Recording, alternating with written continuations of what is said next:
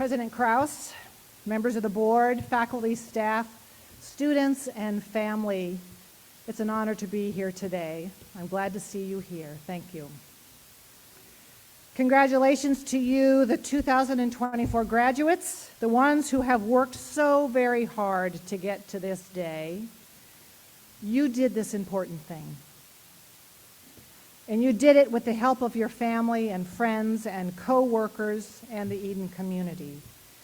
You did it synchronously when you got immediate responses, and you did it asynchronously when you typed and recorded thoughts, both of you being on the forefront of what it means to create community here at Eden. You did it in new words, new expressions, and mind-blowing openness. And for this we are grateful.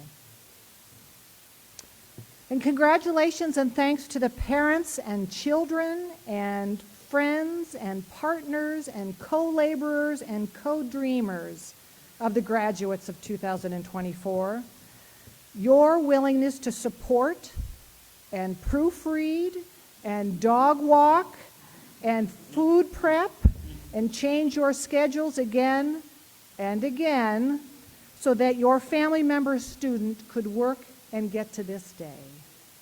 You helped move them along to this day, and we owe you a debt of gratitude. Thank you.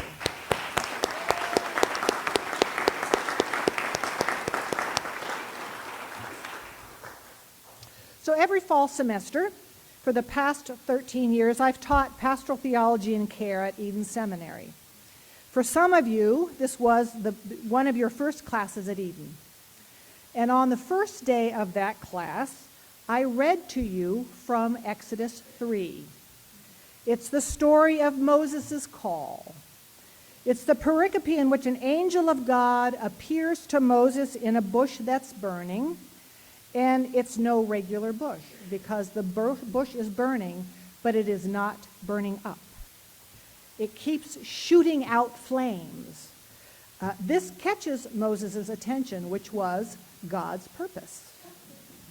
It doesn't take a rocket scientist to understand that Moses lived in a very dry climate, a place where burning bushes were probably not unusual.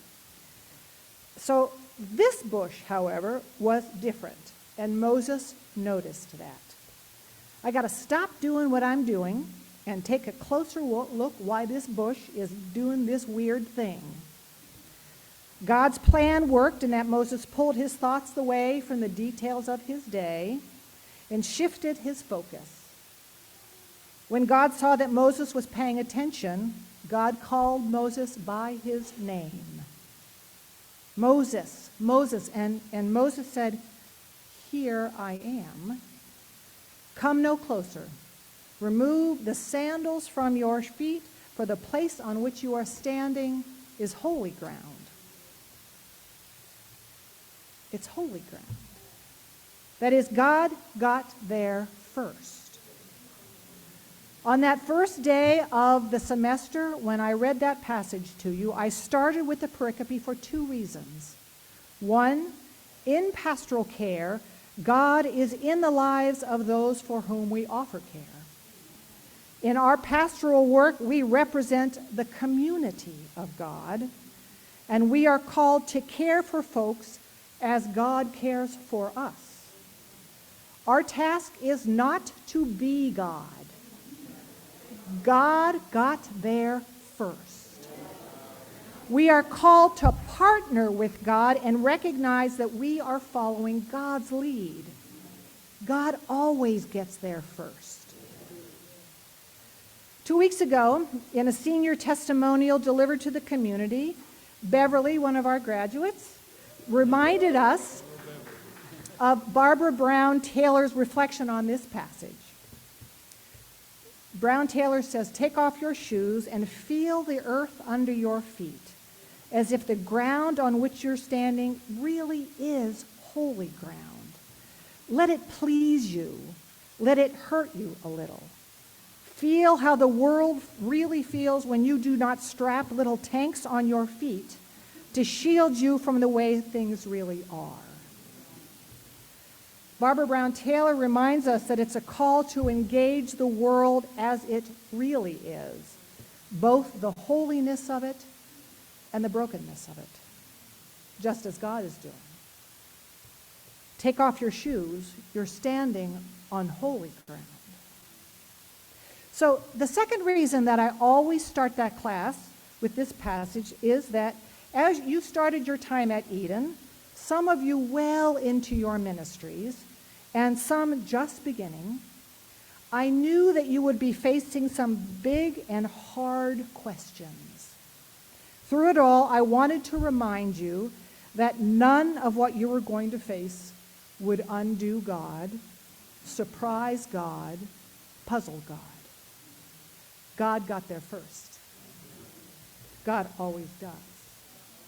As you were starting your journeys at Eden, that charge was important. Take off your shoes because the work you will be doing in seminary is important and holy. So these past 2, 3, 4 plus years have been filled with holy and terrifying moments. New ideas, new challenges, new friends, lots of reading and writing, lots of reading and writing. We challenged you to think about all sorts of things.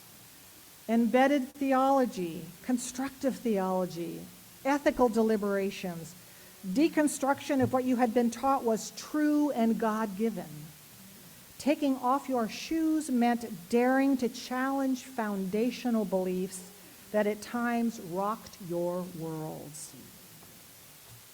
That was true as you started at Eden, and that is true as you head off into ministries and communities that will look to you for wisdom and creativity and bravery and hope.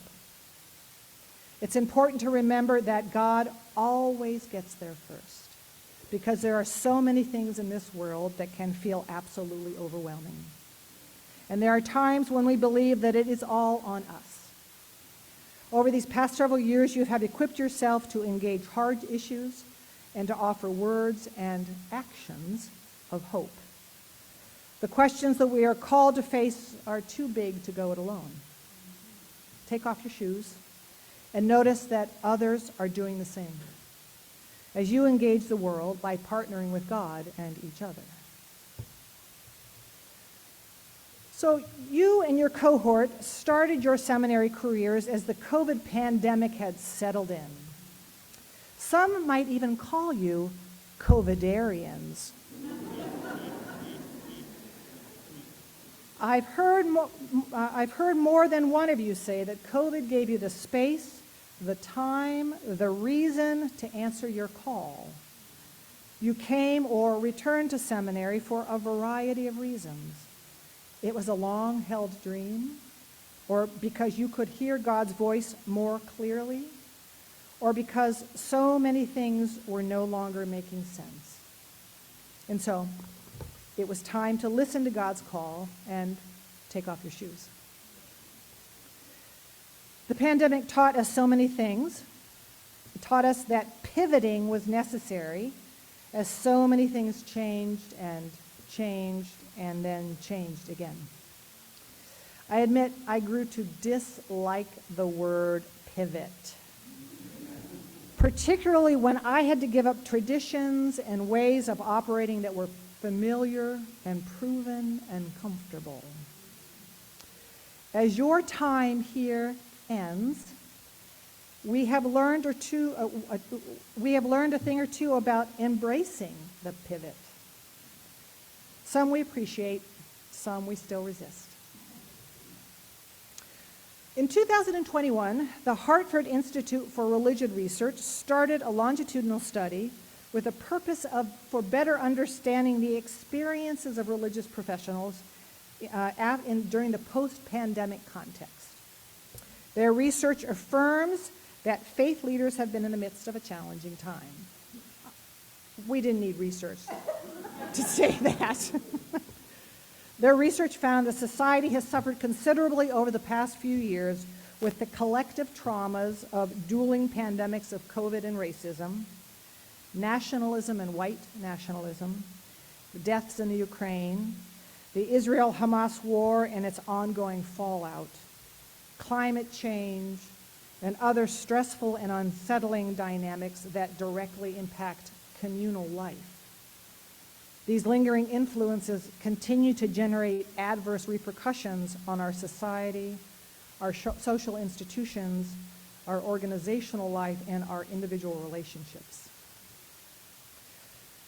The Barna Research Group goes on to talk about a similar thing. In 2023, they found that 2 out of 5 of the clergy that they interviewed, that's 42%, seriously considered quitting full-time ministry. We know the work is and will be demanding, and religious professional departure rates are not solely dependent on pandemic effects. But in this case, the pandemic had a direct effect on faith leader burnout.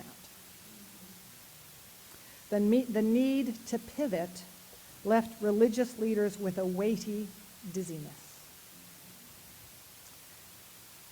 In the words of Paul, we know that the whole creation has been groaning together in labor until now. Those labor pains have been apparent in so many parts of our lives. We live in a time of multiple disruptions, and religious professionals have asked themselves, is this what I signed up for?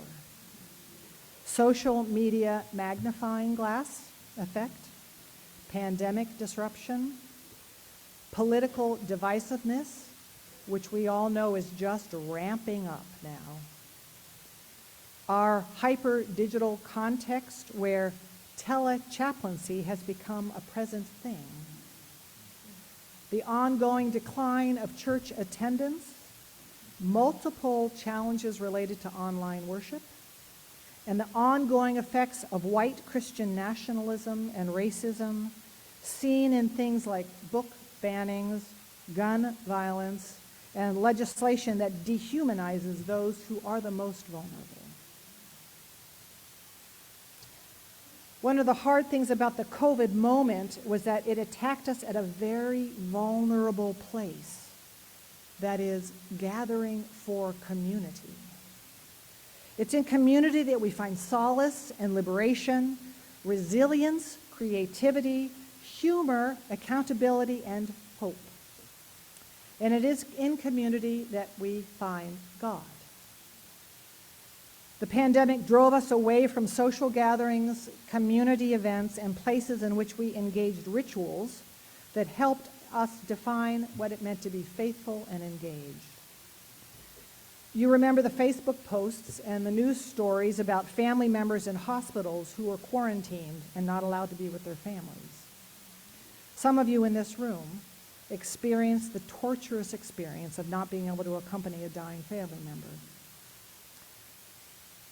COVID protocols forced us to do things that were confusing, painful, devastating, all in the name of health and survival. The COVID pandemic drove us behind closed doors and away from life-giving communities. And we're trying to figure that out now as we come out of that. So a theology colleague of mine several years ago told me that when she was in graduate school, she asked a well-respected feminist theologian if she could do an independent study with her on the liberating power of theology. She knew the professor was wise and had much to teach. So my colleague wrote a note naming the importance of the professor's work in her own research and her desire to dig deeper and learn from her. In her note, she used the time-worn strategy of trying to butter up the professor. She sent the note with confidence, believing she'd hit just the right tone. The note she received back was short. Thanks for your note. Theology is about our relationship with God and God's work in the world. Theology is not a private or independent matter. The theology happens in community. We can't learn theology alone. As such, your request is denied. My colleague was taken aback by the response, but understood it completely. So she rallied and found other graduate students who wanted to learn together and sent another request. This one was approved. We can't do this work alone. Without partners, the work of ministry is shallow and lonely and misses the point. God is at work in our communities. So, graduates, I invite you now to daydream a little bit. Everyone else can daydream too. Think back to a time at Eden when your sense of community, when you learned something about what it means, the importance of community. When you learned something about the importance of community. Think back to the specifics. Who was there?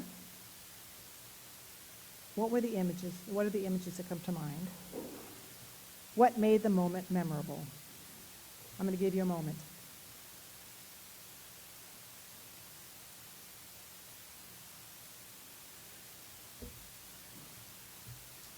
So, it might have been a time when Dr. Wise Baker, yet again, asked how and why your context of ministry mattered. Maybe it was during a role play in my class, when you learned that the goal of pastoral care is not efficiency, but connection. Maybe you were in a Zoom room when, for the 5th time, Dr. Niles had to remind you that you're muted. It might have been when you were chatting with Dean Williams in Press Hall as you heard Shamar playing the piano in the chapel. Perhaps it was a question you asked Dr. Grundy's preaching class that encouraged one of your introverted classmates to share about themselves and their community. Perhaps it was in the Commons during a Tuesday community meal when you heard President Krause's infectious laugh, or standing outside in the parking lot after an evening class as you shared updates on how each of you were doing. Maybe it was a voice thread discussion in Dr. Letzum's class that blew your mind and opened your heart. Maybe it was during the devotional moment offered by Dr. McCann, or a mind-blowing moment in Dr. Jill Baker's Enneagram Eiffel, or discussion with Professor Lawler as he taught you about asset mapping. Maybe it was in a private chat when you were supposed to be listening to the faculty member offering a brilliant lecture, but instead you were having a funny conversation in a private moment about what was going on in your life. Learning happens in community.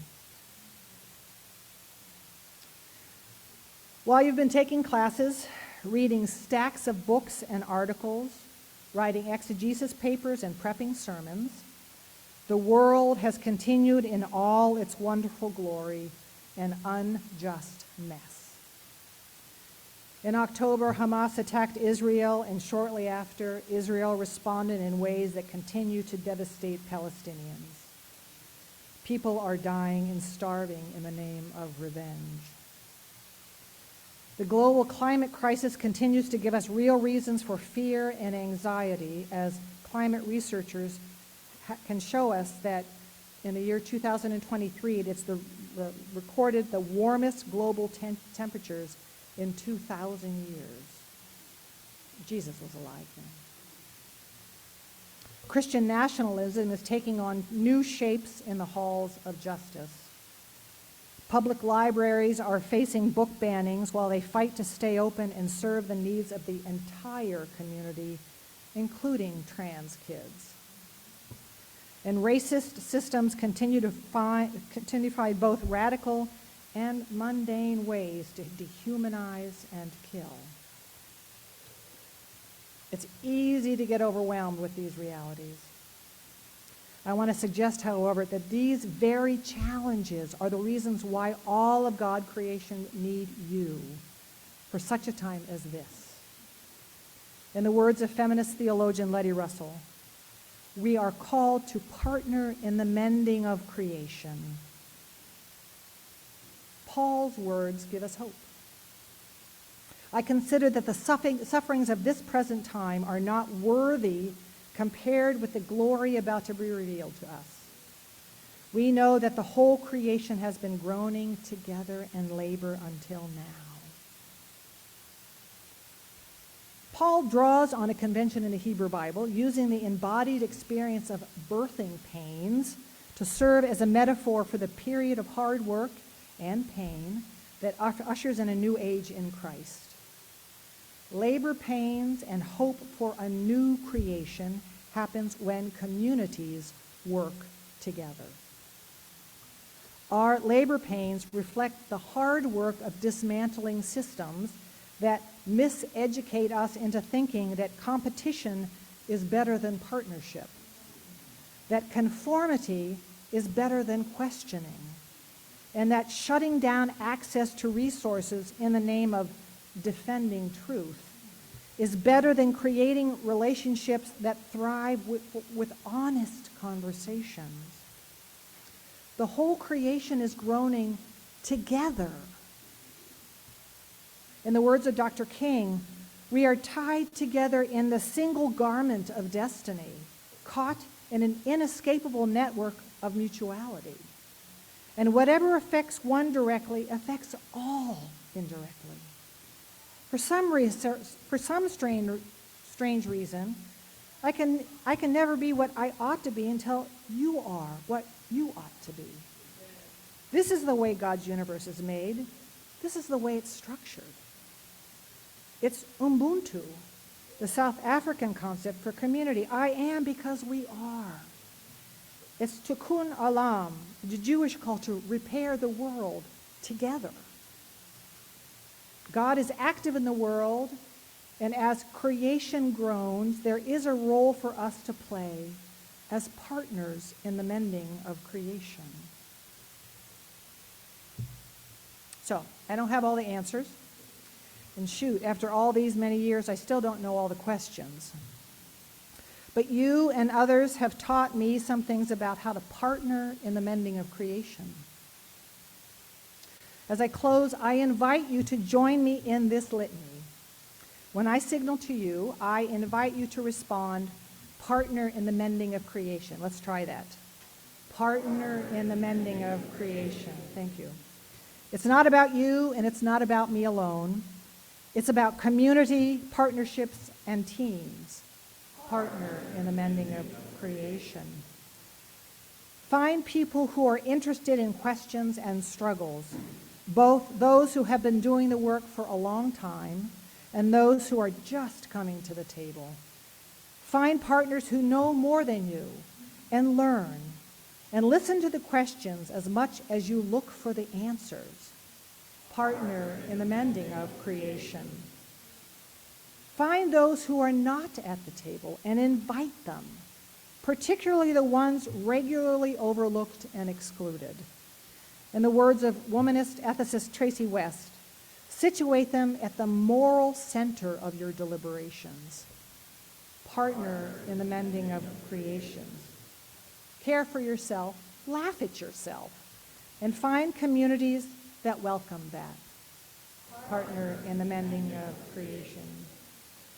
Introduce people to each other who can create new connections. Sometimes you may not be part of that team, and that's okay. Partner in the mending of creation. Make sure you're parts of several communities. You can offer leadership to some of those communities, but make sure that in some of those partnerships and communities you are not in leadership. Hone your partnering skills by following the leads of others sometimes. Partner in the mending of creation. Community benefits from time. Our lives are full, and sometimes we rush so that we can fit more in. The goal of community is not, and it should not be, efficiency. Partner in the mending of creation. In many cases, you won't know how the creative and life-giving things you do affect others. Do them anyways. Partner in the mending of creation. We have weaknesses. We can be embarrassed and we can want to hide. But keep reaching out for partners. Partner in the mending of creation. and care about hard things. Feel the hard things. Take off your shoes. You will struggle and want quick answers. Find partners and communities that will be with you. Cry with them, laugh with them, eat with them, pray with them. Partner in the mending of creation. So graduates of 2024, be a people who love God and love people. Let your optimism be visceral. May your hope in the midst of injustice grow out of your experience of being loved by God and community. Partner in the mending of creation, all the while remembering God got there first. Amen.